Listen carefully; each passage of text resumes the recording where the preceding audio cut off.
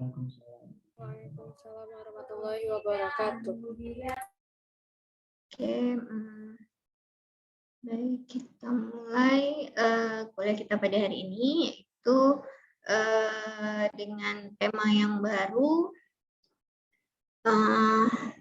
materinya tentang Marks and Channel. Share screen. Ya.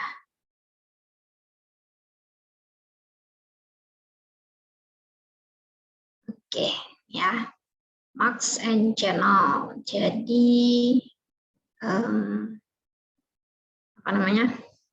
Kalau minggu lalu kita udah melihat minggu kedua itu ada data abstraction. Ya, jadi terkait dengan data nanti atributnya seperti apa, tipe-tipe atributnya itu seperti apa dan seterusnya. Kemudian minggu berikutnya kita ada membahas task, ya, task abstraction, di mana task itu berarti pekerjaan yang akan kita lakukan terhadap data tadi itu apa. Ya, kemudian minggu lalu kita membahas tentang analisis model. Jadi gimana caranya kita ingin melakukan mengerjakan sesuatu terkait dengan visualisasi data. Nah, apa langkah-langkahnya? Ya, apa langkah-langkah yang harus kita lakukan? Itu udah minggu lalu udah saya bahas ya.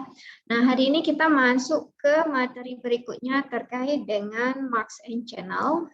Marks saya nggak Indonesiakan karena slide-nya juga saya ambil dari punya orang lain yang sudah mengarang buku juga.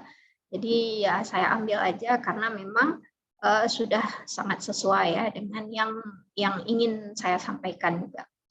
Nah, jadi minggu lalu ada kita lihat nih bagian nested model ya, analisis model ini, di mana bagian terluarnya, jadi hal yang pertama yang harus kita lakukan itu adalah memahami domain. Jadi domainnya itu seperti apa, bagaimana proses itu berjalan, apa saja nanti data yang terlibat, apa saja yang akan dilakukan terhadap terhadap data tersebut. Ya, jadi istilahnya kita memahami domainnya dulu. Nah, kemudian berikutnya kan kita melakukan dan task abstraction. Jadi dua hal sesudah kita memahami domain, nah kemudian kita kaji ya pada domain tadi data yang diperlukan itu apa aja. Ya, kemudian task yang diperlukan apa aja. Kemudian baru kita masuk ke visual encoding. Ya, visual encoding atau interaction idiom. Nah, di sini maknanya gimana caranya kita memvisualkan ya apa yang ingin kita tampilkan kepada user itu seperti apa. Jadi kita desain dulu. Jadi istilahnya kalau ini pada model RPL ya, RPL rekayasa perangkat lunak. Nah, bagian visual encoding ini udah ke desain dan desain ya. Kalau implementasi itu algoritma. Nah, jadi terkait dengan visual encoding, ya, jadi yang kita bahas hari ini yaitu terkait dengan yang kotak berwarna hijau ini, yaitu visual encoding. Jadi bagaimana caranya kita melakukan analisis, ya, analisis bentuk visual seperti apa yang kita inginkan, ya. Karena apa? Karena nanti akan jadi visual ini sangat unik ya. Kenapa sangat unik?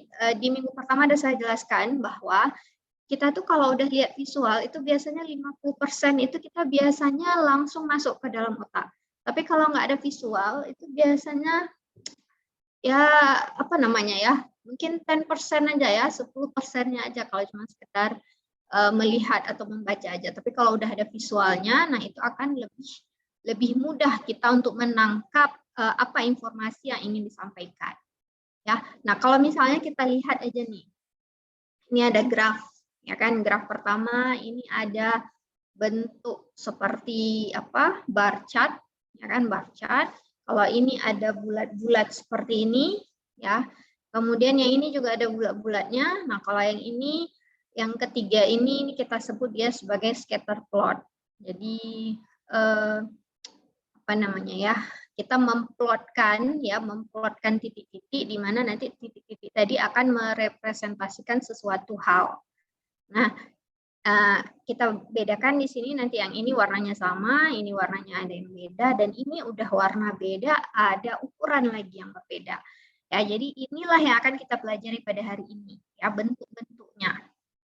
Nah, jadi ya, untuk kita melakukan visualisasi tadi, ya, ada dua hal yang penting, yang sangat penting yang perlu kita ketahui, yaitu tentang marks and channel. Jadi marks ini apa? Ya, marks ini merepresentasikan item atau link. Jadi dia bisa berupa item. Item itu apa? Kalau misalnya kita punya table, ya, yang judul-judul atas ini kita sebut dia sebagai atributnya. Nah, yang bagian dalam-dalam ini, inilah yang kita sebut dia sebagai item. Ya, jadi marks ini akan merepresentasikan item atau link. Apa yang dimaksud dengan link? Link ini bermakna antar data tadi ada kaitan atau tidak. Ya, antar data tadi ada pengaitnya, ada hubungannya atau tidak. Ya. Nah, jadi marks selain dari merepresentasikan item juga juga merepresentasikan link, ya. Oke. Saya udah record belum ya? Oh, udah.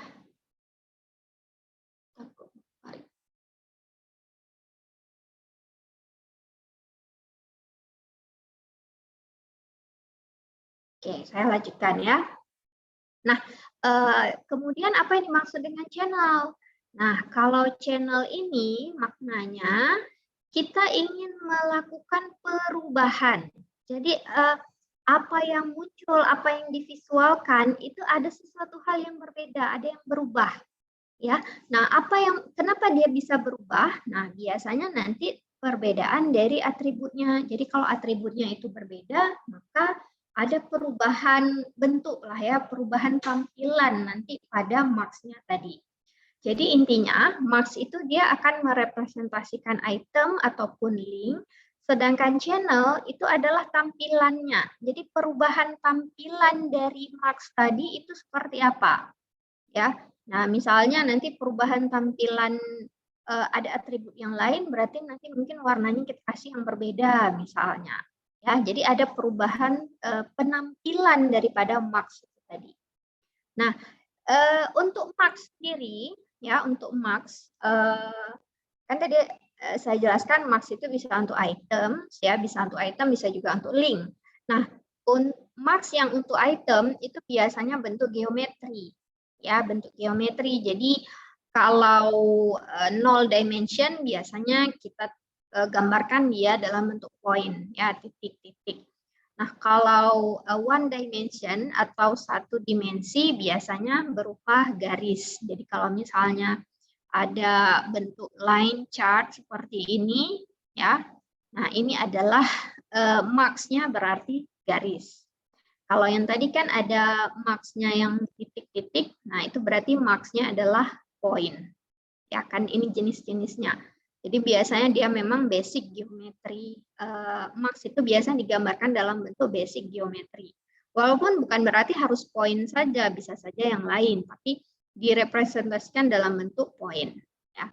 Nah, kemudian untuk 2 dimensi itu akan ada area. Nah, area misalnya seperti ini. Nah, atau misalnya nanti bentuk yang kayak gini nih, pie chart. Ya, pie chart itu sebetulnya bentuk area juga. Ataupun yang seperti ini, ya, area.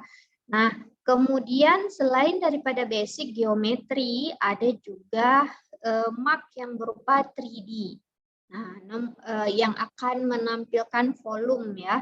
Nah, namun jarang digunakan, penggunaannya jarang. Karena kalau udah kita bermain dengan 3D kan, dia memerlukan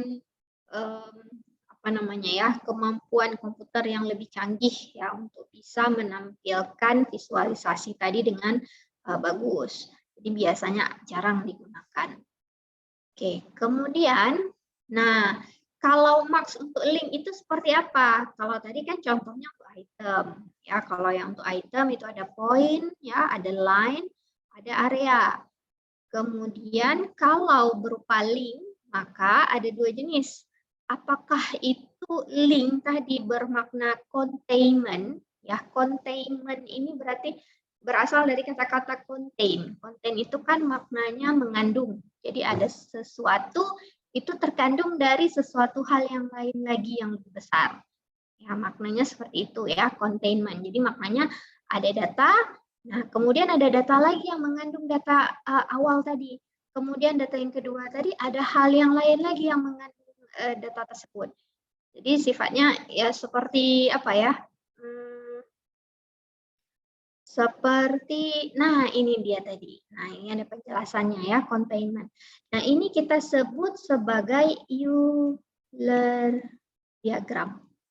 Ada pernah belajar Euler kalau nggak salah ini di teori graf ya, kalau nggak salah ya. Udah belajar teori graf? Mungkin kalau semester 6 udah kayaknya ya, semester lalu ya, lupa saya. Nah, Euler diagram. Jadi ini adalah contoh daripada marks yang berupa containment. Marks untuk link ya, di mana jenisnya itu adalah containment, di mana maknanya ada data, nanti ada dia berada di dalam data lain lagi, kemudian dia berada di dalam data lain lagi. Nah, jadi contohnya misalnya seperti ini ya, nih si Sofia ini. Nah, ternyata Sofia ini berada di dalam data ini tadi Alexander dengan Ava. Mungkin di sini maknanya seperti apa ya? Ini seperti hierarki apa? Kayak orang tua seperti itu ya. Jadi ini Sofia mungkin anaknya, Ava dengan Alexander ini mungkin orang tuanya. Nah, kemudian dia punya, mungkin si Alexander ini punya saudara si Ethan. Ethan ini punya anak Chloe and Michael. Jadi mungkin ya, mungkin seperti itu yang dimaksud. Cuman saya nggak pasti juga ya, karena ini maknanya seperti apa saya nggak tahu. Tapi kemungkinan besar seperti itu. Nah, jadi ini adalah contoh marks. Ya, marks yang jenisnya itu yang merepresentasikan link. Link itu berarti tautan, kaitan antara satu data dengan data yang lain, itu kaitannya seperti apa? Ya, link. Nah, kemudian selain daripada containment, kita juga bisa melihat connection. Nah, beda ya. Kalau containment itu berarti ada yang mirip-mirip seperti ini. Ya, kalau kalian nanti lihat di internet, containment ini kadang-kadang bentuknya mirip seperti diagram Venn. Masih ingat kan? Diagram Venn ini kan merepresentasikan hubungan set. Nah, tapi agak sedikit berbeda. Jadi contoh yang paling cocok untuk containment ini adalah Euler diagram yang saya tunjukkan di sini tadi. Itu contoh yang paling cocoknya. Tapi kalau diagram Venn sebetulnya agak kurang cocok ya, karena kalau udah dibilang diagram Venn itu berarti bisa saja seperti ini, nggak ada kaitan sama sekali. Atau istilahnya dia berkait cuma dua aja gitu kan, ada irisan seperti ini. Nah, tapi kalau udah dibilang Euler diagram ini maknanya dia memang sifatnya contain. Dia terkandung di dalam data yang lain lagi, terkandung lagi di dalam data yang lain lagi. Jadi seperti itu.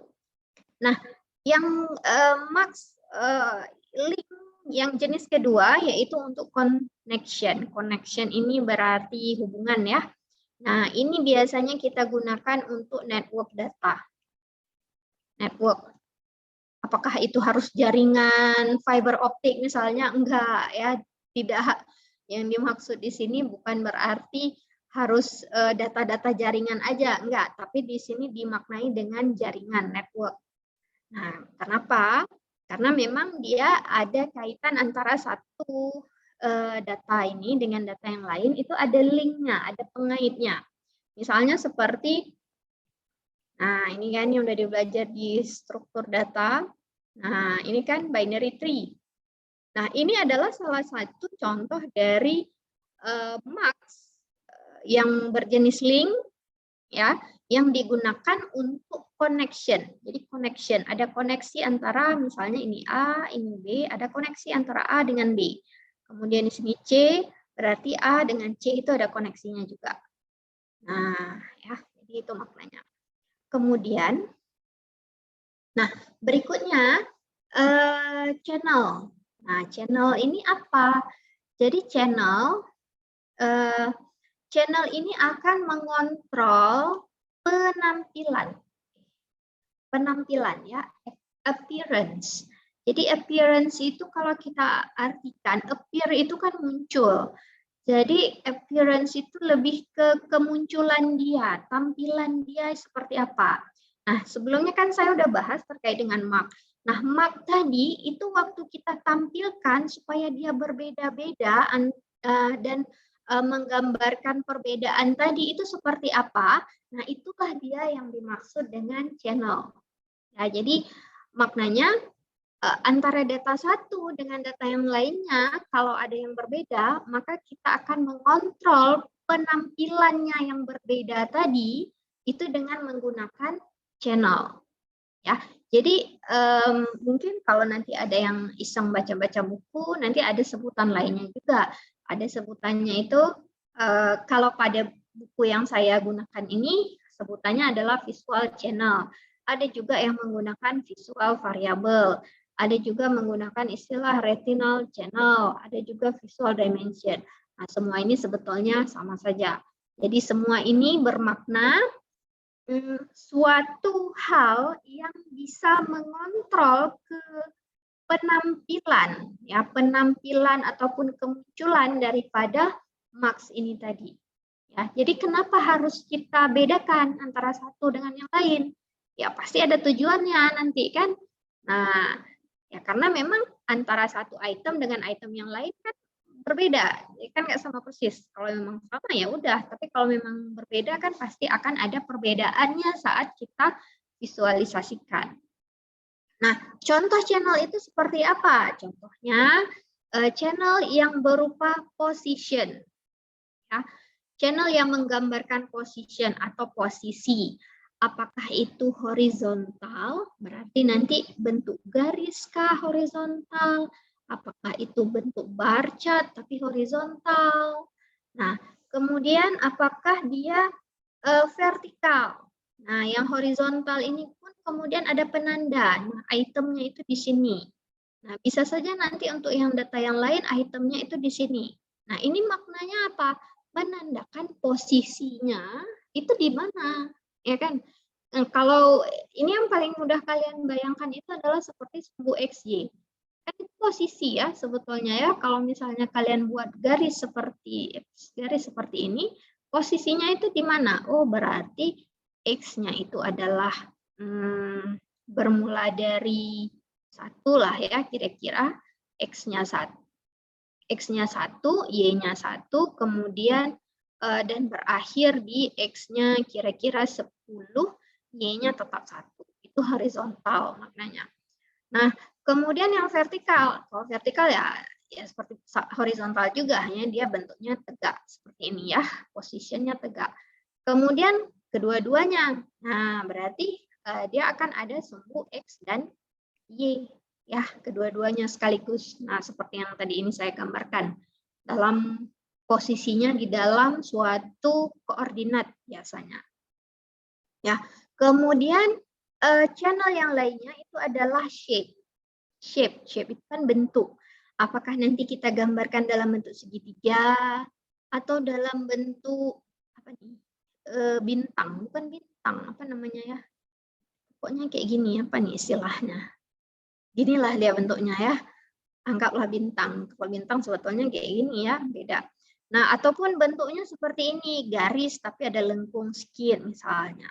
Ataupun shape-nya itu seperti apa nih namanya ya, ada areanya yang bentuknya ini siku seperti ini. Ya, itu bentuk. Nah, ada channel yang lainnya seperti size.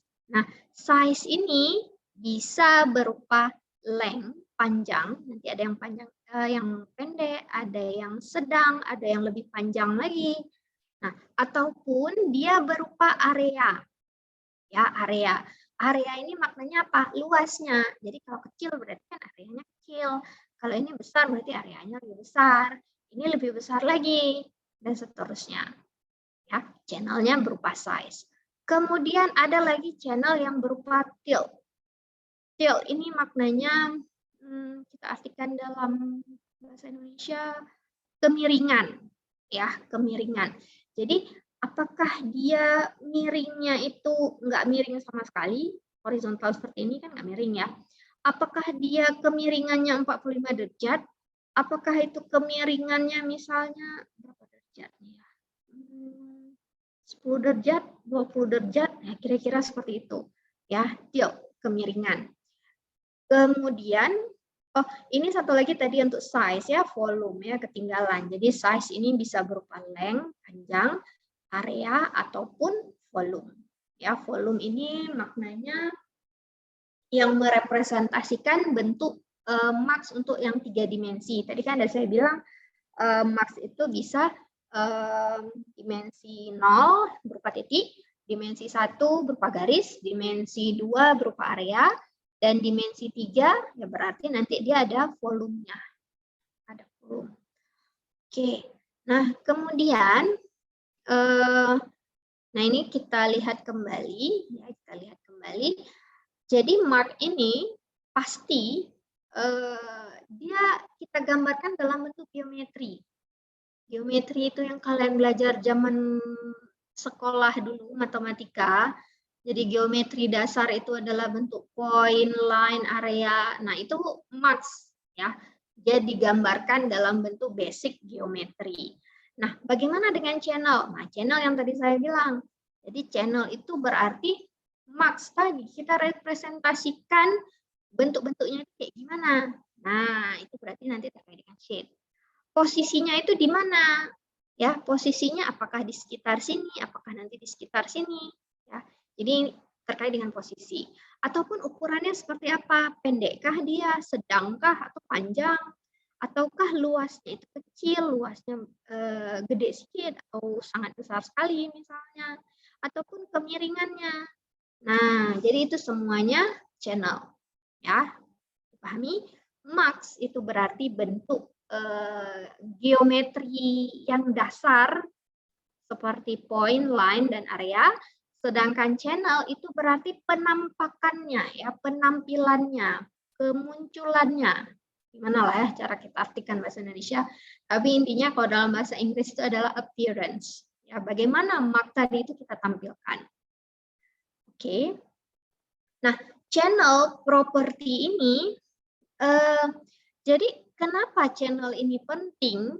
Ya, karena dengan adanya channel, kita bisa memberikan informasi yang lebih kepada human, kepada manusia. Kenapa? Karena di sini kita bermain-main dengan visualisasi data. Ya, visualisasi seperti saya jelaskan di minggu pertama, tujuan kita apa? Untuk mengubah. Jadi istilahnya kita mempermudah kerja otak supaya nggak perlu berpikir terlalu keras melihat satu persatu item, tapi dia hanya sekedar langsung melihat bentuk visualnya supaya apa? Kita mengubah dari kognitif menjadi perseptual. Perseptual ini kalau kita lihat, oh ternyata trennya menaik misalnya. Jadi kita bisa langsung mengambil kesimpulan seperti itu. Nah, itulah dia kegunaan daripada channel. Ya, channel ini tadi berguna untuk convey. Convey itu berarti untuk kita sampaikan ke si sistem perseptual dari manusia tadi. Oke, nah misalkan kita lihat nih, ini gambar yang tadi awal saya tunjukkan. Nah ini maknanya seperti apa? Di sini ada 4, ya ada 4 chart. Yang pertama kalau kita lihat di sini marknya apa? Ini marknya point atau line? Line ya, udah ada jawaban di bawahnya nih. Di sini marknya adalah line. Ya, tapi line-nya ini tebal sedikit ya sehingga dia menjadi kolom, ya kan? Nah, dan channel-nya apa? Position. Channelnya adalah position, di mana positionnya itu adalah vertikal. Oke, ya, paham? Karena nanti kalau sempat, insya Allah kita akan lanjut ke latihan. Ya, jadi ini adalah contoh graf, ya, bukan graf ini. Ini adalah contoh chart, ya, chart di mana mark yang digunakan adalah line. Channel yang ada di sini adalah position, kan posisi. Di sini posisi pertama, di sini yang kedua, di sini yang ketiga. Ya, position. Dan positionnya itu vertikal. Kan tegak-tegak nih, vertikal berarti dia. Oke. Nah, bagaimana dengan yang kedua? Yang kedua marknya apa?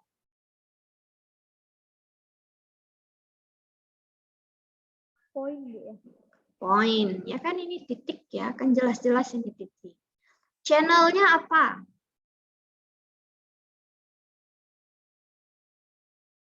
Channelnya, tadi ingat kembali, channel ada position, ada tilt, ada size, ada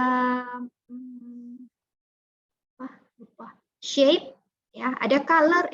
Kok ketinggalan dari color? Ada color lagi tadi ya, color warna. Tapi nanti akan ada bahasan yang lebih detail nanti terkait dengan color. Kalau saya nggak salah sudah UTS kalau nggak salah ya terkait dengan color. Jadi memang karena color ini sangat penting, itu ada bahasan khusus terkait dengan color. Oke, ya. So, tadi marknya adalah point. Nah, kemudian channelnya apa? Sama, kan masih position. Tadi kan dibilang position itu boleh vertikal saja, atau horizontal, atau malah kedua-duanya sekaligus. Ya kan? Kalau kita lihat ini, ya kita bayangkan ini aja seperti ini sumbu X, dan ini adalah sumbu Y, berarti ini ada yang vertikalnya dan ada yang horizontal. Ya kan? Bisa dipahami kan? Ini kan bayangkan aja seperti sumbu X nih, X dan Y. Jadi ada posisi vertikalnya dan horizontal. Nah, kemudian, ya. Ibu, kenapa yang nomor 2 enggak position yang bos, Bu? Gimana positionnya apa? Bos. Atau ini termasuk yang bos juga, Bu? Yang terakhir. Yang mana tuh? Yang position bos. Iyalah, bos memang. Oh. Ini kan dua-dua nih, vertikal, horizontal. Ini maknanya adalah both. Ya, both. Jadi maknanya kedua-duanya sekaligus. Jadi vertikal ya, horizontal juga iya. Ya, jadi memang both kedua-duanya. Oke. Nah, yang berikutnya nih, ya, yang ketiga. Marknya apa? Sama ya, kan? Marknya masih sama, yaitu poin, tapi channelnya ada perbedaan di sini. Ada channel apa aja nih? Position sama color. Ya, betul sekali. Position dengan color. Ya. Nah, pertama marknya poin, sama seperti tadi, ya, vertikal dan horizontal sekaligus. Kemudian ada tambahan yaitu color. Nah, color hue. Nah, nanti kita lihat ya. Ada hue, ada saturation, nanti ya itu mungkin agak-agak sedikit bingung nanti. Nanti kita lihat di bagian color detailnya seperti apa. Nah, color hue di sini ya channelnya. Nah, berikutnya nih yang keempat. Yang keempat seperti apa? Marks-nya sama pasti kan, masih poin. Nah, channelnya gimana? Position, color, sama size. Ya, betul sekali. Jadi ada tambahan size di sini. Di positionnya vertikal horizontal, color hue, kemudian size. Size-nya itu menggunakan area. Karena kenapa? Karena kan size ada yang berupa length, ya kan, panjang. Ada juga yang berupa area, berarti ada yang kecil, besar, besar. Nah, ini karena berbeda ya, berbeda ukuran. Kalau kita lihat berarti kan areanya yang nambah besar, berarti ini size-nya adalah size area yang dimaksud. Oke, bisa dipahami ya? Oke, berikutnya. Nah, kemudian kita lihat ternyata memang betul dengan adanya multiple channel itu bisa menyampaikan pesan yang lebih stronger istilahnya. Ya, jadi misal kalau kayak gini kan kita lihat seperti yang nomor 3 ini. Nah, ini ada dua warna, langsung kita bayangkan berarti ini adalah dua hal yang berbeda kan, karena ada beda warna. Kan kita langsung tahu pasti ada, ini berarti ada dua hal yang berbeda di sini. Nah, kalau yang 4 ini ada dua hal yang berbeda, tapi ternyata ada ukurannya lagi yang berbeda. Nah, namun ya kita perlu apa istilahnya ya? Istilahnya jangan sampai redundant. Jadi jangan sampai berulang-ulang saat kita menggunakan channel. Memang betul dia bisa menyampaikan pesan yang lebih kuat ya kepada human, tapi juga kalau terlalu banyak channel yang kita gunakan bisa saja malah membingungkan. Nah, misal contohnya seperti ini ya. Di sini channel yang digunakan ini adalah length dan luminance. Luminance ini nama lain dari brightness. Apa tuh? Brightness. Terang, kan? Cahaya, pencahayaan, ya kan? Brightness sama dengan luminance ini sama. Nah, jadi di sini channel yang kita gunakan selain position ya, position jelas karena memang ada posisinya. Di sini channel yang kita gunakan adalah length, yaitu size ya, size length. Kemudian kita juga menggunakan color, yaitu luminance. Nah, namun ternyata ya kedua hal ini walaupun kita pakai dua channel, tapi maknanya itu sama, redundant istilahnya, ya berulang. Padahal kalau kita buat satu warna aja udah mewakili, nggak ada masalah. Kenapa? Karena memang panjangnya itu udah beda-beda di sini, sini kan panjangnya udah beda.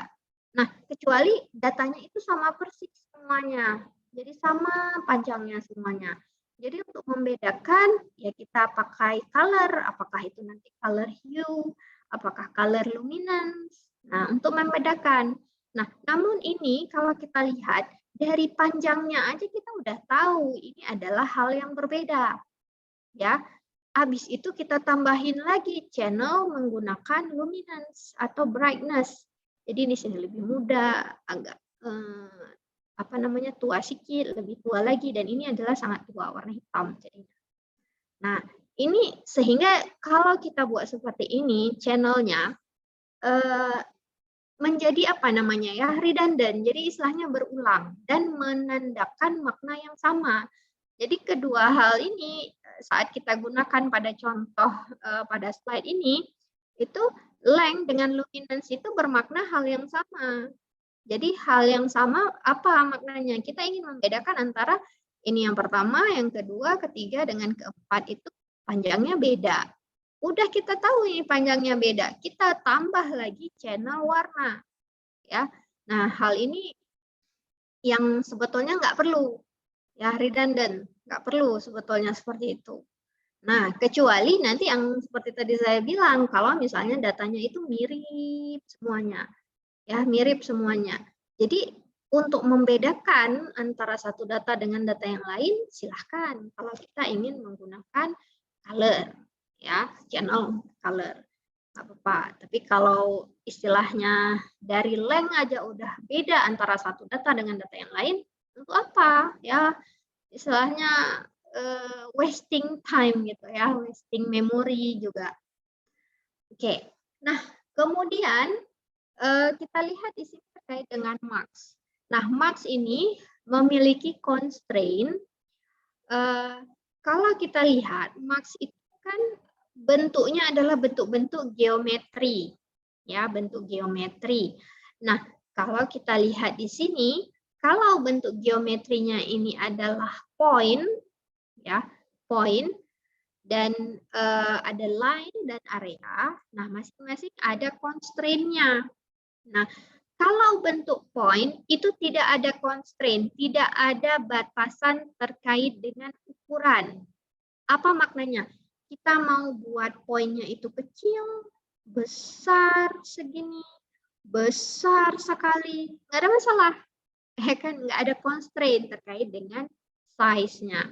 Jadi can encode more attributes with size and shape. Jadi kita bisa bermain-main dengan ukuran dan bentuk jika mark yang kita gunakan itu adalah point. Nah, bagaimana dengan line? Ya, kalau line kita masih bisa menggunakan size. Ya, seperti ini kan ukurannya beda nih. Nah, ini yang paling besar, ini yang lebih kecil. Can still size code. Jadi bisa beda ukuran. Tapi panjangnya ini nanti terbatas. Misalnya seperti ini. Kan kita nggak mungkin buatnya itu sampai penuh, sampai panjang kayak gini kan nggak mungkin. Ya kan, biasa nanti terpaksa kita scaling jadi lebih kecil lagi. Nah, jadi kalau line itu ada batasan terkait dengan panjang. Ya, size-nya, ya size length. Tapi size ukuran yang berupa area itu masih fleksibel, masih boleh, ya nggak ada constraint.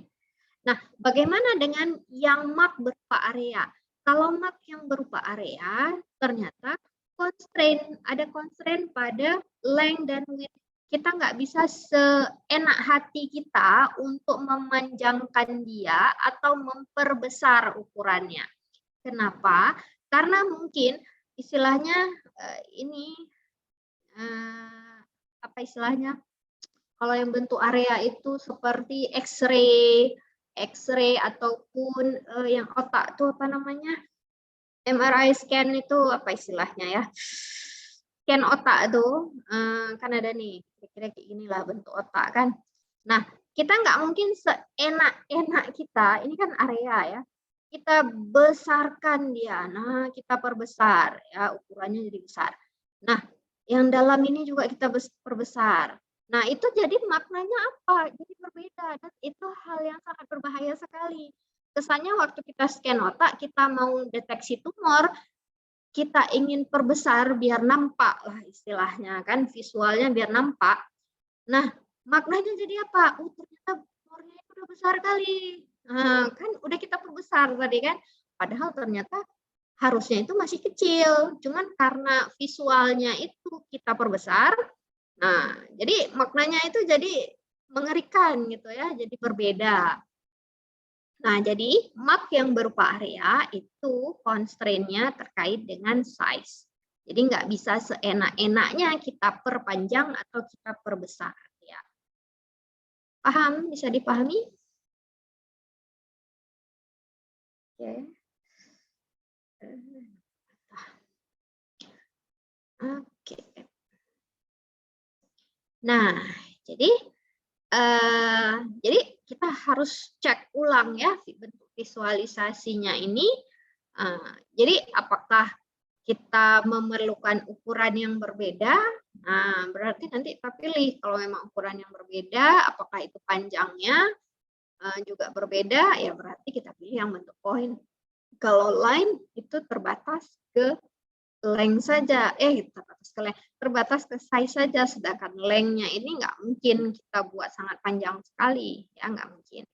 Nah, kalau yang area, ya kedua-duanya nggak bisa.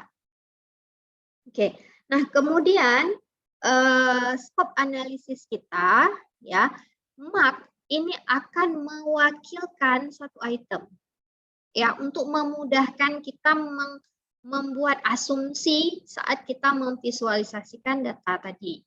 Ya, jadi untuk mempermudah asumsi kita, one mark per item. Jadi untuk setiap item itu satu mark. Nah, ini adalah makna daripada single view. Single view ini berarti satu tampilan semuanya ada di situ. Single view. Nah, nanti pada materi-materi berikutnya juga akan dibahas terkait dengan multiple view. Nah, jadi untuk yang materi hari ini kita masih melihat contoh yang single view dulu ya, one mark per item. Satu mark untuk satu item. Nah, nanti berikutnya akan dibahas lebih detail terkait kalau multiple view ini seperti apa, multiple mark di dalam satu wilayah itu seperti apa, ya. Kemudian some items not represented by marks, misalnya karena kita menggunakan aggregation and filtering. Nah, itu seperti apa? Jadi itu pada pertemuan-pertemuan sesudah UTS, kalau saya nggak salah. Ya. Jadi satu-satu dulu. Tapi ada nanti ya, jadi bukan berarti 1 mark ini harus untuk 1 item, tidak. Tapi 1 mark untuk 1 item ini kita gunakan saat kita memvisualisasikan dalam bentuk single view. Nah, jadi channel yang seperti apa sih yang paling bagus kita gunakan? Pastikan 2 hal ini yang kita checklist istilahnya. Expressiveness dan effectiveness. Jadi expressiveness ini kita harus mematch, kita padankan ya tipe channel tadi dengan tipe datanya.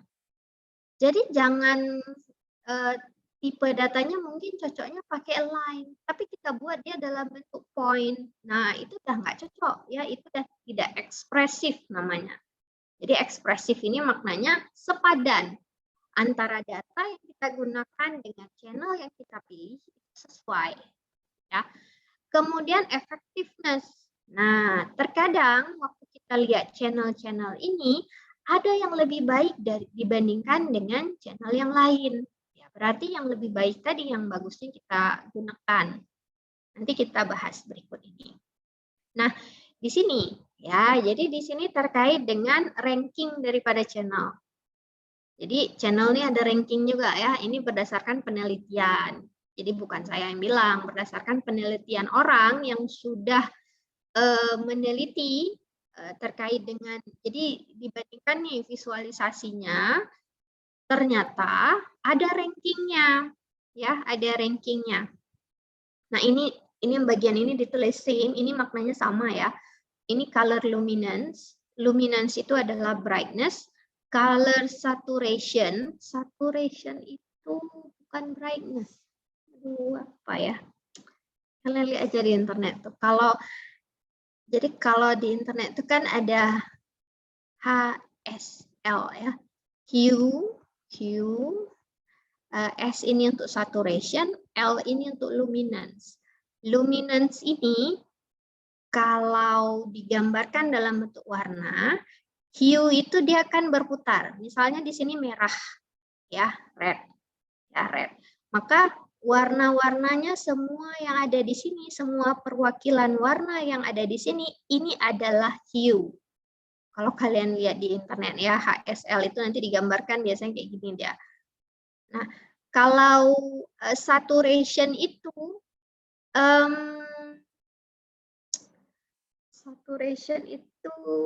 gimana ya?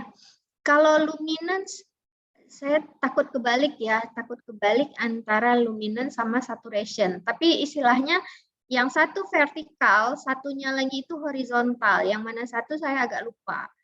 Ya, entah yang ini yang luminance ya, vertikal, entah yang ini yang luminance. Saya lupa, nanti saya lihat kembali ya. Kalian lihat sendiri di internet bisa juga. Oke. Nah, jadi rankingnya seperti apa?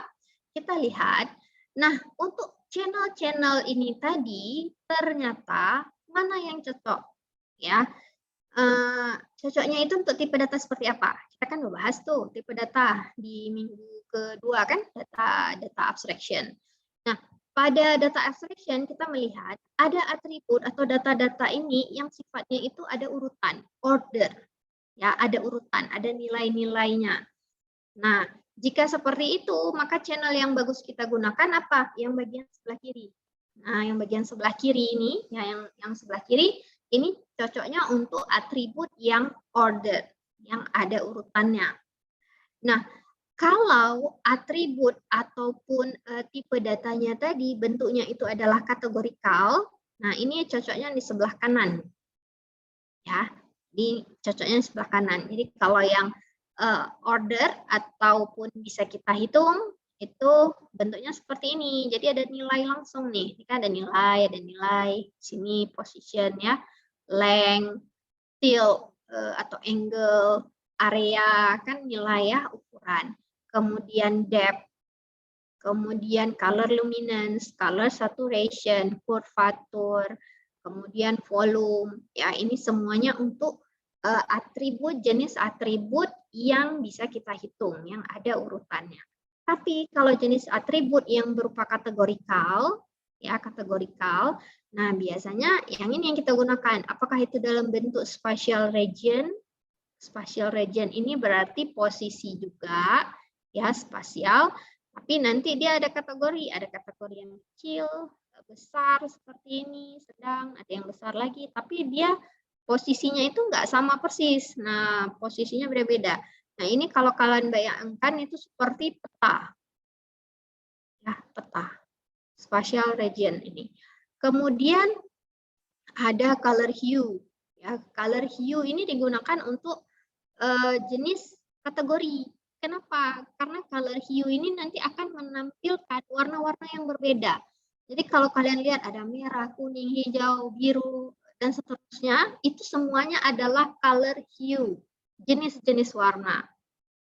Ya. Nah, kalau color luminance itu adalah brightness atau seberapa terang dia. Berarti kalau banyak cahaya putih yang diberikan, maka dia akan menjadi terang. Kalau nggak ada cahaya sama sekali, maka ujung-ujungnya dia menjadi hitam, gelap, nggak nampak sama sekali. Kalian bayangkan aja seperti ini, misalnya di ruangan, di dalam satu ruangan, itu semua jendela nggak ada, ditutup, ya, itu berarti luminance-nya berarti dark, ya, hitam, nggak nampak sama sekali. Kemudian nanti semua jendela kita buka, ya, maka maknanya menjadi terang, sehingga apa? Nanti warnanya kalau yang luminance ini jadi semakin putih dia, ya. Kalau yang ini semakin hitam. Tapi kalau color saturation itu maknanya saturasi warna. Jadi seberapa, ada saya baca, seberapa pure dia. Nah, seberapa pure. Pure ini suci ya istilahnya ya. Nah, kan ada color hue, maka maknanya ini adalah yang merah. Nah, kalau yang ini merahnya udah kurang pure-nya istilahnya, udah banyak campuran yang lain, jadi dia nggak pure merah lagi. Nah, kalau yang ini udah lebih banyak lagi campuran warna yang lebih terang. Jadi makna saturation seperti itu, seberapa pure dia. Ya, pure, suci, aneh ya maknanya ya. Tapi saya baca seperti itu maknanya ya, saturation. Kemudian ada yang atribut kategorikal yaitu motion. Motion apa? Seperti ini ya, ada yang ke kanan dan ke kiri. Shape ya, shape ini bentuk-bentuk itu juga contoh dari yang dapat kita gunakan untuk atribut kategorikal. Ya, jadi pastikan match channel, pasangkan channel dengan datanya yang sesuai karakteristik datanya. Ya, jangan salah ya, jangan salah pasang. Oke, nah kemudian pilih datanya itu seperti apa, ya? Apakah dia jenis magnitude? Nah, kalau jenis magnitude, apakah dia nanti apa ya istilahnya ya? Seberapa banyak ranknya seperti apa? Ada rankingnya? Ataukah nanti datanya itu berupa identity untuk data-data kategorikal? Apa-apa saja? Ya, berarti itu adalah atribut kategorikal. Jadi kita harus tentukan. Nah, hal-hal inilah yang kita lakukan untuk mewakilkan sifat daripada visualisasi data supaya ekspresifness, supaya ekspresif. Ya, ekspresif itu berarti cocok gitu antara mark dengan channelnya dan data yang diwakilinya ini cocok gitu, ekspresif. Ya. Nah, kemudian effectiveness. Nah, ini berdasarkan penelitian yang ada ditulis ya, penelitian siapa, tapi di buku aslinya ada ditulis. Jadi ini effectiveness daripada channel ini berbeda-beda. Ya, berbeda-beda terkait dengan accuracy. Accuracy, jadi istilahnya orang kalau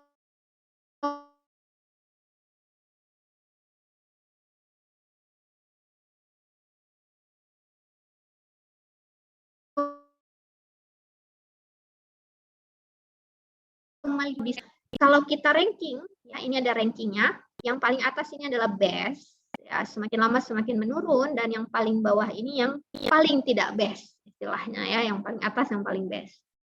Ya, jadi kalau kita lihat di sini bagian position itu, kalau udah digambarkan bentuk position, itulah dia yang paling bagus. Kenapa? Karena kita langsung nampak dia posisinya di mana, itu kita langsung nampak. Ya, kalau kalian bayangkan dengan length, nah length ini letaknya lebih di bawah. Kenapa? Karena kalau length itu bisa variasi. Misalkan kita ada buat seperti ini kayak gini, ini kayak gini.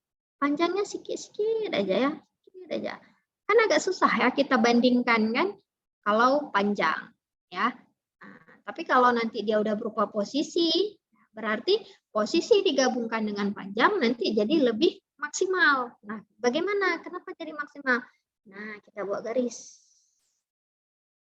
Ini ada semu Y, di sini semu X, di sini ada garis. Nah, nanti ada misalnya di sini ada 1, di sini 2. Nah, kalau udah seperti ini, berarti udah lebih, channel yang kita gunakan udah lebih mudah dipahami lagi. Ada length dan ada position. Ya.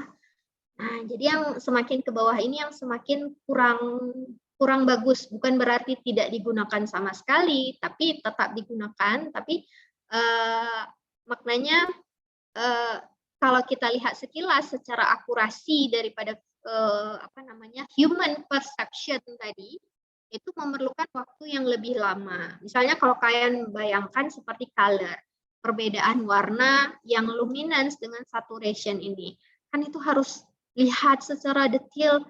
Oh, ternyata yang ini lebih terang, yang ini agak gelap sedikit. Kan harus diperhatikan satu persatu. Gitu, ya. Oke, nah bisa dilihat di sini ya, ternyata, nah kesimpulannya apa? Ternyata yang channel yang berupa position itu adalah yang paling bagus, ya, yang paling efektif, baik itu untuk tipe data yang order ataupun yang tipe data yang kategorikal. Jadi dua-duanya bagus. Yang sifatnya ini adalah yang channel yang digunakan itu adalah position. Ya, ini berdasarkan penelitian orang, kan bukan saya bilang. Jadi berarti udah diteliti kayak gitu ya, berarti kalian gunakanlah yang bagian-bagian atas ini, yang bagian bawah ini ya mau digunakan silakan, tapi usahakan yang bagian atas ini ya. Kenapa? Karena dia lebih efektif. Nah, kemudian grouping. Nah, grouping ini terkait dengan link, ya, marks as link. Nah, ini tadi udah saya jelaskan. Kalau untuk marks as link itu ada yang containment, ada yang connection. Ya, saya nggak jelaskan lebih detail lagi karena tadi udah saya jelaskan. Kemudian nanti akan ada proximity, same spatial region. Kemudian same values, similarity, same values as other categorical channel. Kalau kalian lihat, misalnya yang ini, pada categorical attribute. Ini kan kalau kita lihat, ini kan similar ya, mirip ya, sama-sama peta semuanya. Tapi ternyata posisinya ini berbeda, ya, posisinya berbeda. Jadi kalau kita bayangkan, ya, berarti nanti saat kita gambarkan dalam bentuk visualisasi, berarti ada dua makna nanti. Apakah itu dari sisi ukurannya, dari sisi bentuknya, ataukah nanti dari sisi posisinya juga. Ya, posisinya juga akan menentukan. Oke, kemudian, nah terkait dengan channel effectiveness. Channel effectiveness, di sini kita akan melihat apa saja yang perlu kita perhatikan supaya channel tadi menjadi efektif. Ya, pertama accuracy, ya, accuracy ini how precisely. Jadi antara satu item data dengan item data yang lain, kita bisa langsung tahu perbedaannya itu di mana, maka itu adalah accuracy. Jadi berarti maknanya kalau kita bisa langsung tahu perbedaannya, makanya channel tadi adalah efektif. Ya. Nah, kemudian discriminability. Ya, discriminability ini sebetulnya mirip-mirip juga, tapi maknanya how many unique step can we perceive. Jadi maknanya seberapa banyak kita bisa menggunakan channel-channel tadi, ya. Kemudian separability, ya, penjelasannya ada berikutnya ya.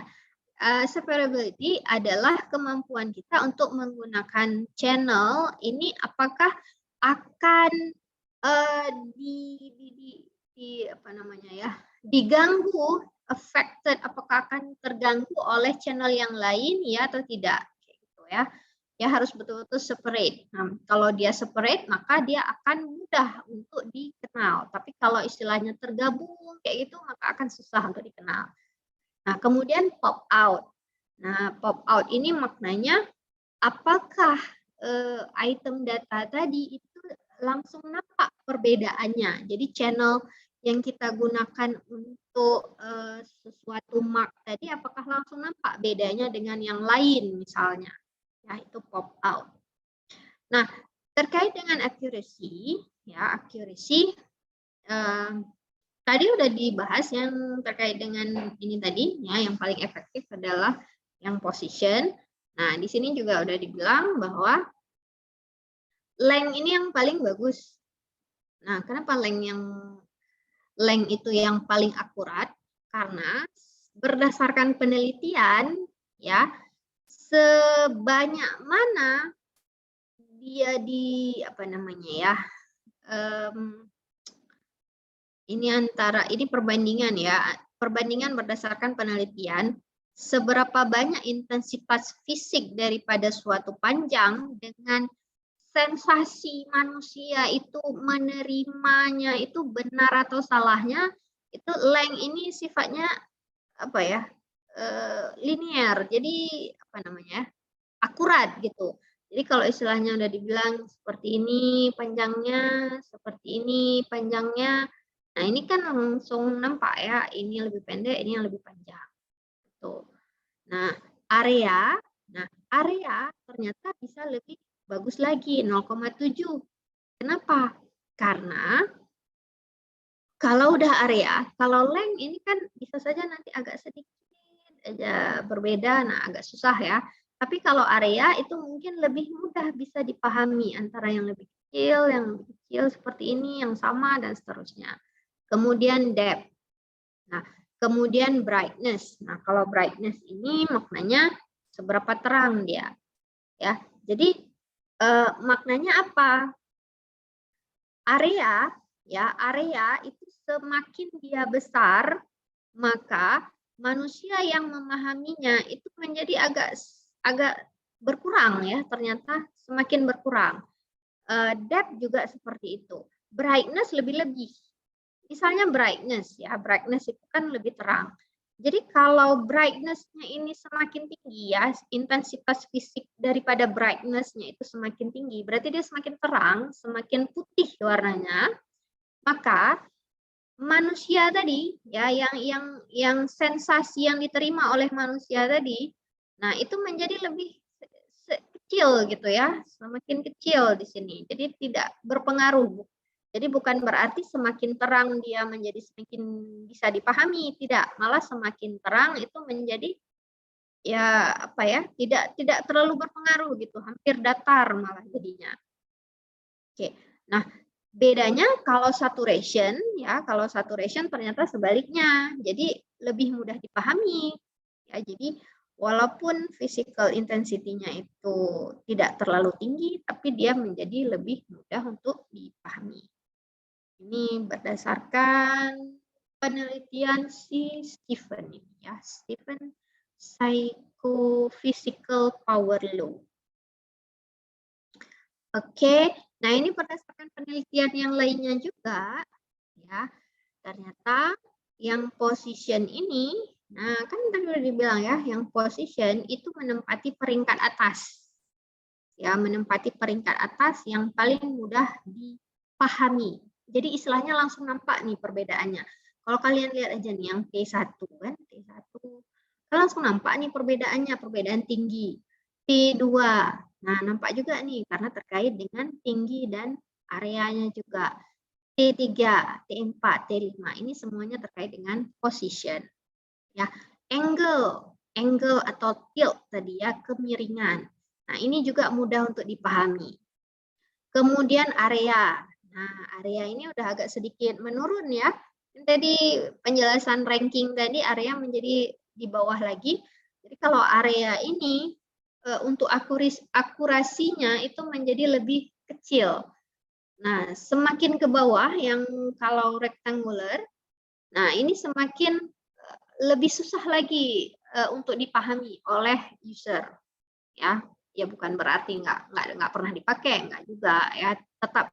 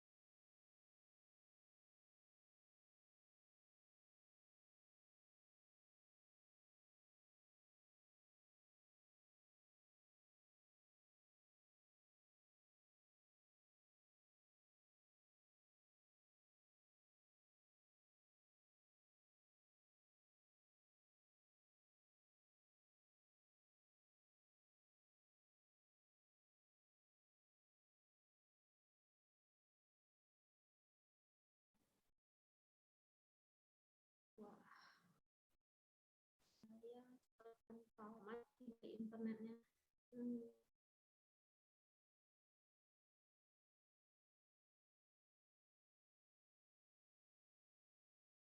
Oke, selanjutnya.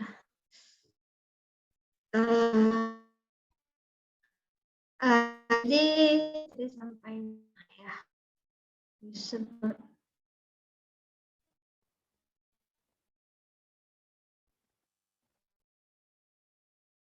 Oke, how many usable step ya, discriminability itu berarti seberapa banyak langkah-langkah kita untuk melihat visualisasi ini ya, untuk memahaminya itu berapa kali istilahnya kita melihatnya ya, antara data yang satu dengan data yang lain. Nah, kalau misalnya kita lihat di sini ya, misalnya ini ada garis nih dari UK ke Norway. Ini garisnya tipis ya. Kemudian misalnya dari UK ke Ireland itu Irlandia.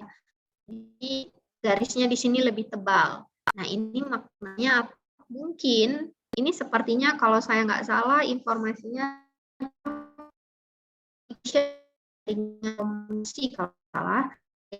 Maknanya dengan Irlandia berarti jaringan apa namanya ya, jaringan komunikasi bagus gitu, bagus, banyak gitu ya, banyak sehingga dia garisnya lebih tebal. Nah, antara UK dengan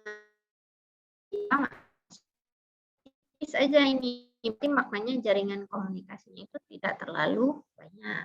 Atau misalnya dengan Sweden sama juga.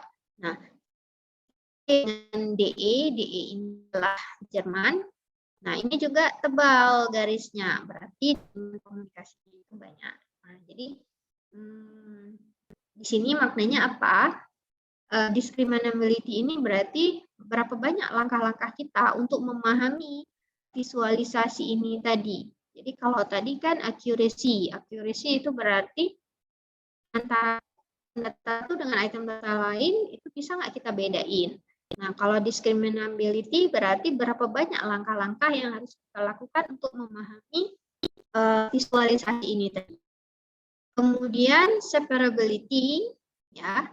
Nah, separability ini berarti bisa nggak kita separate itu bisa nggak kita pisahkan ya data tadi itu secara kita lihat sekilas aja itu bisa langsung kita lihat ada perbedaannya ya, bisa kita pisahkan ya. Nah, versus integrality. Jadi integrality ini secara utuh, secara keseluruhan itu seperti apa. Nah, di sini ada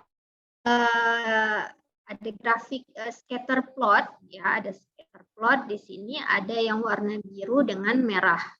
Nah, kalau kita lihat di sini, ini langsung ada bagian tengah ini adalah spasinya ya, apa namanya, jaraknya. Berarti antara bagian satu dengan bagian kedua ini betul-betul separate dia. Jauh itu kaitannya ya, fully separable. Nah, jadi kalau kita lihat secara detailnya di sini, maka kita bisa langsung tahu bahwa ini ada dua grup ya. Pertama, grupnya ini bisa kita lihat dari positionnya. Kemudian grupnya itu bisa kita lihat dari color-nya ya, hue color-nya. Oke. Nah, jadi kalau kita lihat yang jenis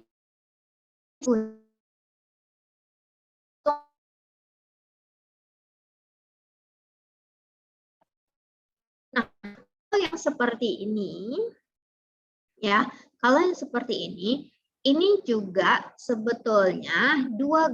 Nah, grupnya apa? Yaitu size, ukuran ya, ada ukuran, kemudian ada warna juga. Tapi di sini ada interference. Interference ini berarti ada gangguannya. Gangguannya apa? Ini enggak betul-betul spread gitu. Kalau ini kan langsung nih ada jeda di sini. Kalau ini kan enggak. Jadi antar data ini tadi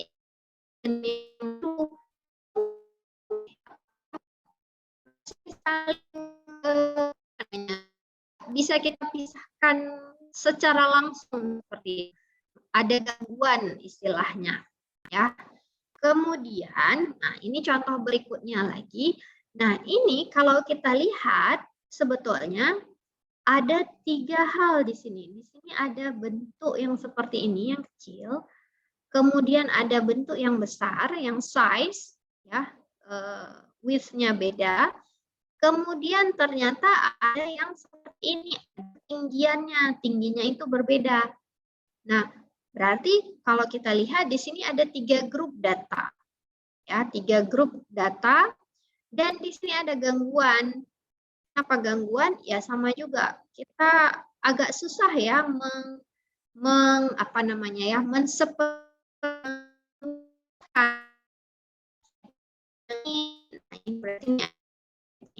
jadi yang ini berarti item ini tidak terlalu separate ya, tidak terlalu mudah untuk kita pisahkan. Kenapa? Karena ada gangguannya. Bentuknya semakin banyak, biasanya bentuknya semakin banyak itu menjadi gangguan malahan. Nah, kalau ini udah lebih parah lagi. Nah, kalau kita lihat di sini ini warnanya udah beda-beda ya. Nah, tapi ternyata semakin banyak warna yang tidak terlalu jelas perbedaannya, seperti ini, malah itu menjadi gangguan. Ya, menjadi gangguan. Kenapa? Susah nih kita bedain. Yang ini biru muda, yang ini abu-abu, ini ungu, yang ini biru apa ungu tua ya. Mana lila, mana ungu nih. Ya, jadi ini apa namanya ya? Susah. Jadi sangat susah ya untuk kita menseparatkan dia. Nah, jadi kalau bentuk seperti ini berarti separability-nya ini ya, sangat kecil sekali. Kita nggak bisa memisahkan. Kenapa? Karena dia memang secara umumnya itu adalah secara utuh datanya ya, secara integrality datanya. Jadi susah untuk kita pisahkan. Nah, kemudian ya sifat yang lainnya lagi supaya kita bisa membuat channel itu menjadi efektif adalah pop out. Pop out itu kalau ada istilahnya sesuatu itu langsung muncul, kita langsung tahu, ada something gitu ya. Nah, jadi kita bermain-main di sini ya. Find the red dot. Kalau ketemu, nah tunjuk tangan kalian ya. How long does it take? Jadi istilahnya seberapa cepat kalian bisa menemukannya. Ya. Kalau ketemu, langsung tunjuk tangan. Red dot. Gambar pertama. Kalian tunjuk tangan berarti nggak ketemu. Atau mau jawab pakai suara boleh juga. Ketemu nggak red dot-nya? Titik merahnya. Ketemu, Bu. Ya, kan langsung kan. Langsung nampak beda ya kan. Cepet kita kan yang paling cepat. Got it. Nah, kemudian yang ini. Ketemu, Bu, di Paling bawah kiri. Ya, ada berapa orang yang udah raise hand. Oke, kalau yang ini mana red dot? Mana tuh? Semua red dot. Semuanya Atau red dot. yang kecil itu paling atas tapi yang lingkaran maksudnya. Lebih lama kan? Lebih lama dibandingkan dengan yang tadi kan? Nah, itu dia yang namanya pop out ya, pop out. Kita lihat lagi berikutnya. Ini dia, find the red dot. Nah, Ainal Fajri cepat kali udah ketemu dah. Kecil sekali ya. Itu yang lainnya masih berpikir yang mana itu red dot-nya. Titik warna merah. Ketemu, Bu. Ini ya, kayak ini kan tadi nih, ini red dot-nya, ini yang ini red dot-nya. Ya. Bisa saya coret. Nah, kemudian berikutnya, find the red dot. Di bawah. Nah, ketemu juga. Tapi udah lebih lama ya, waktu untuk berpikirnya udah lebih lama nih dibandingkan yang tadi. Ya kan? Nah, oke. Berikutnya. Nah, itu pasti sifat. Oke, ketemu juga. Ya, intinya semuanya memang ketemu. Ya, itu yang kita sebut dia sebagai out. Ketemu, tapi, nah ada tapinya nih. Nah, ceritanya gimana? Nah, jadi ini berkaitan dengan otak kita, gitu kan. Otak kita saat melihat channel tadi, ya, channel tadi, kalau channel tadi itu memang bisa kita pisahkan dia, ya. Jadi istilahnya di dalam otak kita tadi itu dia akan melakukan parallel processing on many individual channel. Jadi many individual channel. Nah, dan kecepatan otak kita berpikir itu akan tergantung kepada berapa banyak sih distraktornya. Distraktor ini apa ya istilahnya? Yang mengganggu gitu ya, istilahnya yang mendistract, yang mengganggu, ada nggak yang mengganggu? Jadi kalau semakin banyak ya berarti kita perlu waktu yang lebih lama, gitu ya. Oke, nah kemudian juga depends on channel and amount of difference from distractor. Nah seperti tadi kan kita lihat kalau yang ini, nah ini channelnya cuma satu, warna aja. Kan makanya cepet. Nah, kemudian yang berikutnya, yang ini channelnya juga satu aja warna. Nah, tapi di sini lebih banyak ya datanya. Jadi karena lebih banyak datanya itu berarti udah menjadi distraktor. Nah, tapi tetap aja masih cepat juga. Nah, yang ini tadi, nah ini udah menjadi lebih lama. Kenapa lebih lama? Karena di sini channelnya berbeda, yaitu berbeda shape. Ya, berbeda shape. Nah, habis itu warnanya sama semua. Kalau ini warnanya beda, langsung nampak. Nah, tapi ini karena warnanya sama, cuman shape-nya aja yang berbeda, waktu yang kita gunakan menjadi lebih lama. Sama juga seperti ini, apalagi ini datanya udah lebih banyak. Warnanya sama, shape-nya cuman beda sedikit aja. antara circle dengan rectangle. Ya. Kemudian kalau yang ini lagi, nah ini udah lebih lama lagi. Kenapa? Karena di sini ada beberapa channel, ada channel warna dan ada channel shape, ada dua hal. Nah, ya kan? Nah, kalau yang ini udah lebih lama lagi. Kenapa? Datanya lebih banyak. Ya, sama, ada shape dan color. Nah, jadi ya sebetulnya cara otak kita bekerja itu dia parallel processing. Kalau yang bentuknya seperti ini, maka kita akan apa ya? Sekaligus itu kan kita lihat kan langsung ketemu. Kalau udah ketemu yang ini, yang bagian dua ini udah gimana? Kita sedih. Kenapa? Karena kita udah mulai melakukan yang istilahnya itu adalah serial search. Nah, serial search ini maknanya apa? Kita nggak paralel lagi, kita nggak melihat dia secara keseluruhan, ya. Tapi kita lihat satu persatu. Nah, baris ini, ini dia, kan kebetulan ketemu ini. Kalau yang ini berarti kita lihat yang atas dulu nih, atas dulu, bawah dulu, baru kemari. Kan paham ya maknanya? Jadi istilahnya pelan-pelan gitu ya, satu persatu. Nah, sama juga seperti yang paling bawah ini. Nah, ini juga sama, kita harus melihatnya tuh dari atas. Kenapa? Karena warnanya beda, bentuknya beda. Nah ini dia. Ya kan? Yang ini juga kita lihat dari atas dulu. Kita ini nggak bisa melakukan paralel lagi. Kenapa? Kita lakukan serial search. Satu-satu dulu. Sini nggak ada, sini nggak ada, sini nggak ada, sini nggak ada. Ini baru di bawah ini. Kan? Paham ya? Jadi kalau yang seperti ini, otak kita itu bisa berpikir secara paralel. Kenapa? Karena cuma beda warna aja.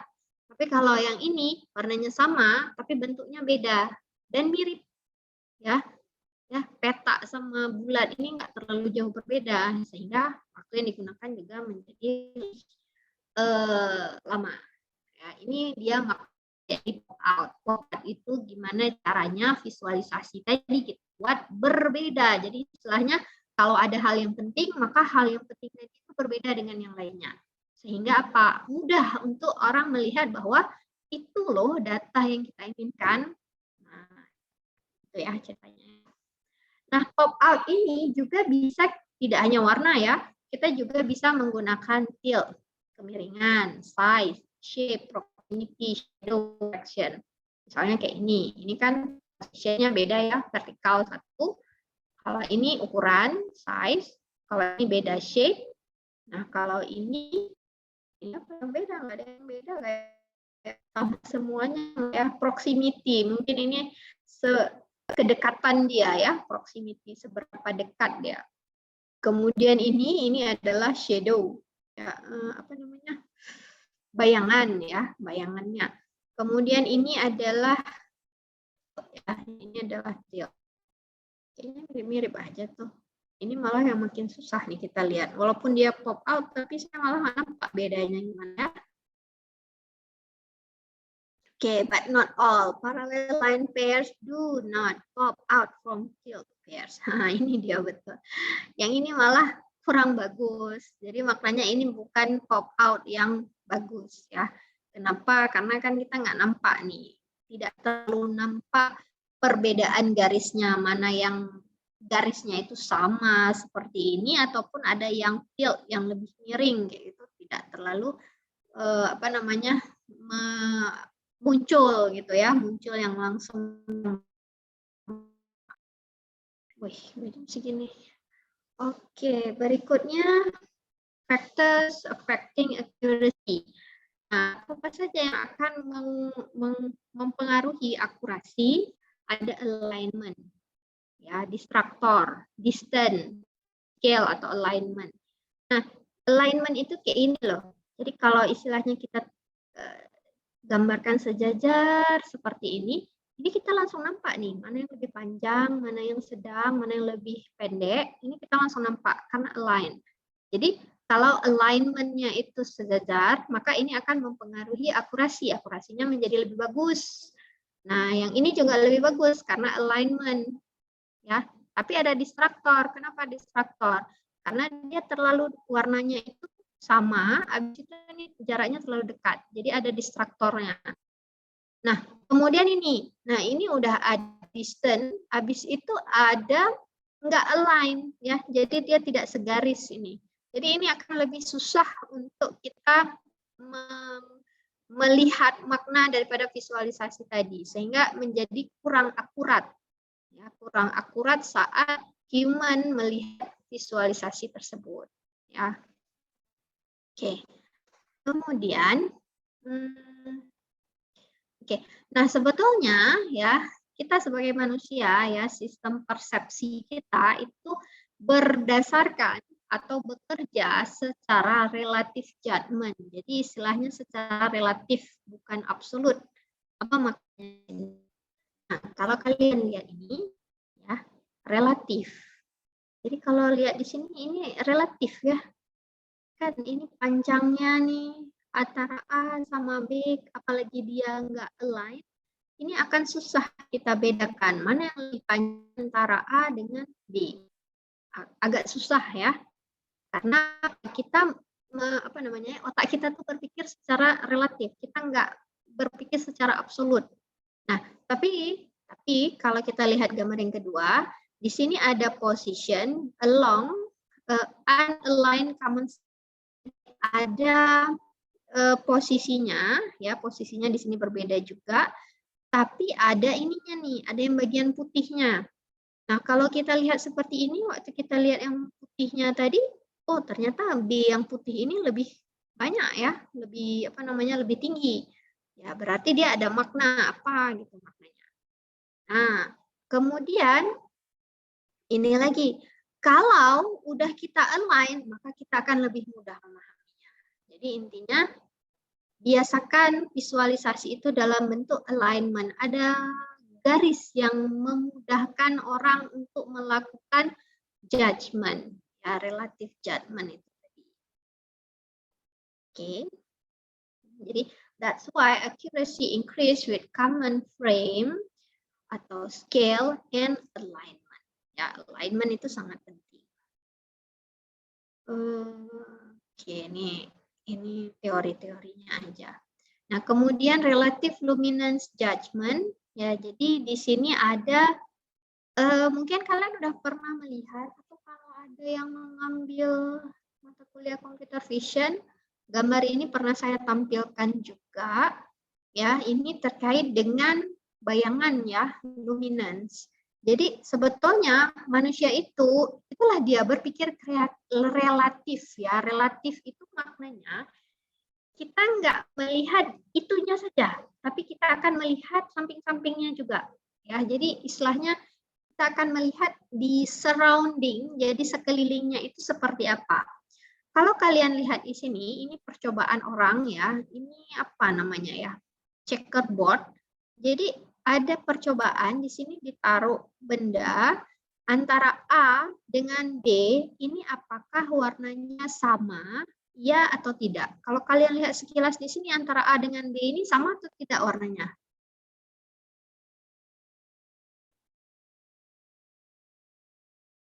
Ada yang jawab? Sama atau enggak? Beda. Beda, Bu. Beda ya? Kesannya beda kan? Oke, kita lihat sekarang kunci jawabannya. Nah, ini dia kunci jawabannya. Sama atau beda? Sama, Bu. Sama, Bu. Sama. Ya kan? Ini memang apa ya? Percobaan orang, ya, percobaan orang.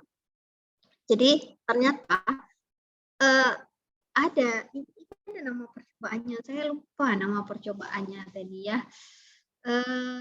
Ternyata B dengan A ini warnanya sama. Nah, ada yang mencoba seperti ini. Dia taruh kertas, jadi kertas di sini dengan kertas di sini itu warnanya sama. Tapi waktu ada bayangan, ya, luminance itu kan ada yang tertutup istilahnya, ada yang kena cahaya, ada yang nggak kena cahaya. Padahal warnanya sama. Ya, itu makanya tadi ya relatif. Jadi channel yang luminance ini memang bisa menyebabkan kita berpikir berpikir apa namanya ya, memang agak kurang bagus ya kalau yang luminance, karena kita akan melihat sekelilingnya tadi. Nah, contohnya ini lagi nih. Nah, ini tadi kalau yang ini kan kuning, ini yang biru. Kalau kita lihat ini sebetulnya sama-sama Rubik ya. Tapi Rubiknya banget ya sampai 5. Yang 3 aja susah selesainya, apalagi sampai 5. Nah, ini adalah color constancy across broad range of illumination. Jadi iluminasi ya, warna. Kalau kita lihat ternyata kalau apa namanya ya, kalau dikasih cahaya yang berbeda, ternyata warnanya jadi beda juga gitu ya. Kalau yang ini dikasih cahaya warna kuning, ini jadi kuning, dikasih cahaya warna biru, ini malah jadi ungu, warnanya jadi berbeda. Nah, jadi memang kita harus hati-hati sedikit bermain dengan color. Jadi nanti ada bahasan khusus tentang color. Oke, ada yang bertanya? Nah, ini udah lewat waktunya, udah pas malah ya. Sempat nggak ya kita kerjain ini ada contoh tentang apa? Oh, oke. Containment. Ada yang bertanya dulu? Sebetulnya ada latihan. Ada yang bertanya-tanya? Nah, jadi Bu, untuk relative color judgment ini adalah seperti ilusi. Kita pikir, kita anggap warnanya sama, tapi ternyata itu bukan warnanya beda, tapi itu ternyata sama. Ya, ilusi mata. Memang banyak sekali orang melakukan percobaan terkait dengan ilusi mata ini. Kenapa? Karena itulah ya, otak kita itu apa namanya, dia bekerja secara persepsi ya, secara relatif. Jadi terkadang kita akan melihat surroundingnya, jadi sekelilingnya. Kalian pernah lihat ini? Di sini nggak ada ya. Di slide yang mana kemarin itu ada? Ada apa istilahnya ya? Ada ruangan ya. Jadi kalau ruangan tadi sebetulnya orangnya kalau dia berdiri di sini itu dia kesannya kecil, tapi kalau dia berdiri di sini itu kesannya dia tuh tinggi banget, raksasa istilahnya. Kalau berdiri di sini ini kira-kira tingginya seperti ini ya, sedang gitu.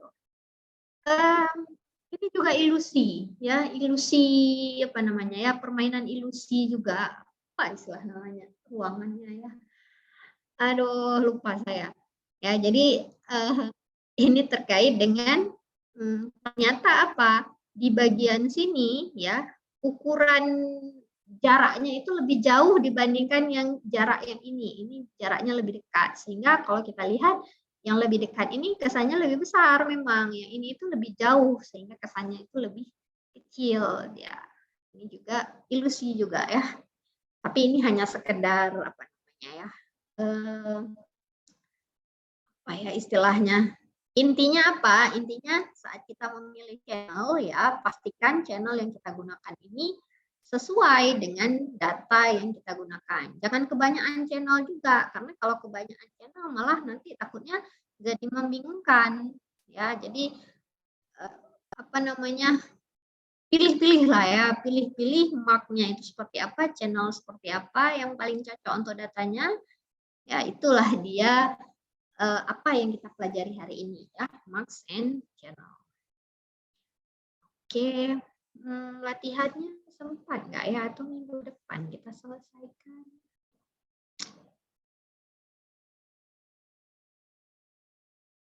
Ini latihannya.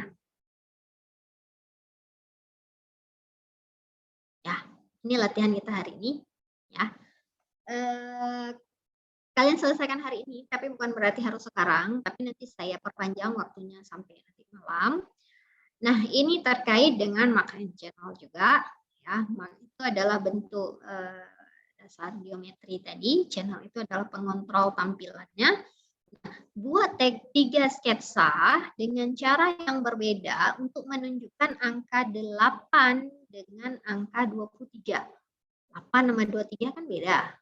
8 ini kan lebih kecil, 23 lebih besar. Nah, jadi kalian buat ya 3 sketsa, suka hati, pokoknya ada 3 sketsa yang berbeda yang akan menunjukkan perbedaan antara angka 8 dengan 23 ini. Dan tiap sketsa itu menggunakan kombinasi mark dan channel yang berbeda. Tulis mark channel yang Anda gunakan untuk setiap sketsa. Kalau udah dibilang sketsa, ya nggak harus bagus sekali. Yang penting idenya gitu ya. Idenya seperti apa. Misalnya 8, kan. Ini saya kasih contoh dulu ya. Nanti jangan sama persis lagi kayak saya bilang tadi. 8 dengan 23.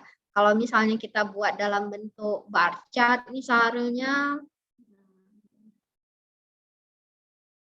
Ini tampilannya masih apa nggak ya? Tampilannya salah saya. New share. Lupa share yang baru. Ini ya. Ini latihannya ya, 3 sketsa. Kalian lihat aja di e-learning, udah saya upload latihan 2. Jadi buat 3 sketsa untuk menunjukkan angka 8 dengan angka 23.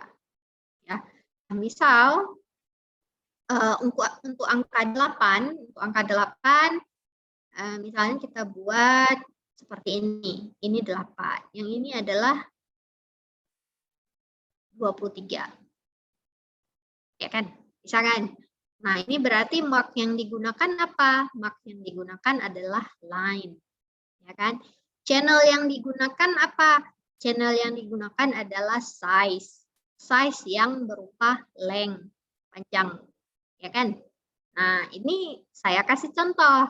Jadi jangan buat sama persis lagi, tapi buat yang lain. 3 sketsa yang lain yang menunjukkan perbedaan ya angka 8 dengan 23 menggunakan kombinasi mark dan channel yang berbeda. Kemudian udah kalian gambar, kemudian tulis mark yang digunakan apa? Apakah point misalnya, apakah line, apakah area, ataukah containment, ataukah berupa connection, ya link ya. Nah, channelnya nanti seperti apa? Apakah channelnya pakai warna? Apakah channelnya pakai size? Apakah channelnya pakai shape? Apakah channelnya pakai position? Dan seterusnya. Ya. Oke, paham? Bisa dipahami? Ini kalian gambar sekarang pun langsung selesai nih, nggak susah. Tapi saya perpanjang ya waktunya, insya Allah sampai besok aja ya, saya perpanjang. Latihan 2-nya. Bisa dipahami nggak? Ada yang mau tanya nggak?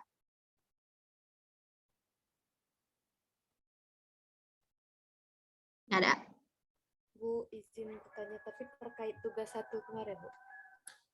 Oh, kan udah lewat. Kenapa? Oh, kan tugasnya berkelompok, bukan? Berarti kalau yang ngirim perwakilan kelompok aja boleh, Bu? Boleh, boleh. Karena memang tugasnya kelompok. Kan saya udah suruh kalian bagi kelompoknya kan, udah saya data juga. Ya salah satunya aja mengirimkan nggak apa-apa. Karena itu dianggap sebagai tugas kelompok. Baik, Bu. Terima kasih, Bu. Ya, ada lagi yang lain ingin bertanya? Ya. Oke, kalau memang tidak ada lagi pertanyaan, kuliah pada hari ini saya akhiri di sini. Agak sedikit panjang hari ini ya. Tapi nanti kalian buat aja tuh latihannya terus. Nggak susah kok latihannya. Hanya sekedar gambar-gambar ringkas saja. Nanti dikumpulkan di e-learning. Tapi kalau masih ada yang bingung, nanti silahkan ditanyakan via grup WA. Saya akhiri. Assalamualaikum warahmatullahi wabarakatuh. Waalaikumsalam warahmatullahi wabarakatuh. Waalaikumsalam warahmatullahi wabarakatuh. Terima kasih banyak, Bu. Ya.